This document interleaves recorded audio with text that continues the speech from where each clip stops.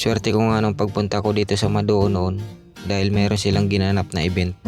Ginagawa nga pala nila ito bilang seremonya at pasasalamat kung saan sila ay nag-aalay ng pagkain, insenso at tradisyonal na sayaw. Isa rin kasi yun sa mga paniniwala at kultura nila. Pero yun nga, yung sinabi ko sa unang vlog, hindi ko napagtuunan ng pansin yung event nila. Mas naakit kasi ako sa magandang tanawin ng lugar na to. Bukod pa dun, gusto ko rin paliparin yung dala kong helicopter, sana all. Kaya pumunta ako dito sa parang lighthouse, parang tower nila. Hindi ko alam kung anong tawag dyan, kaya bahala na kayo. Home point updated.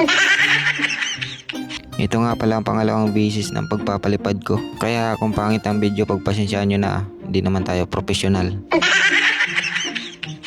Kaya kung nakaabot ka hanggang dito, makikita mo yung drone footage natin ngayon. Watch and learn at mag-subscribe ka na rin, Lodi, para tuloy-tuloy ang saya.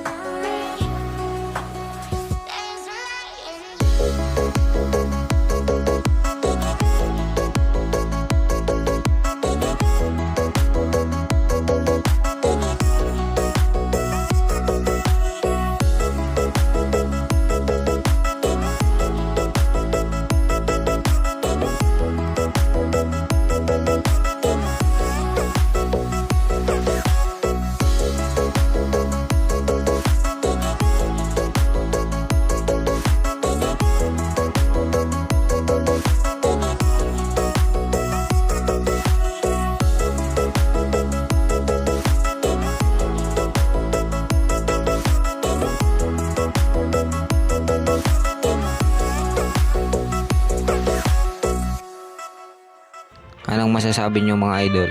Comment naman dyan.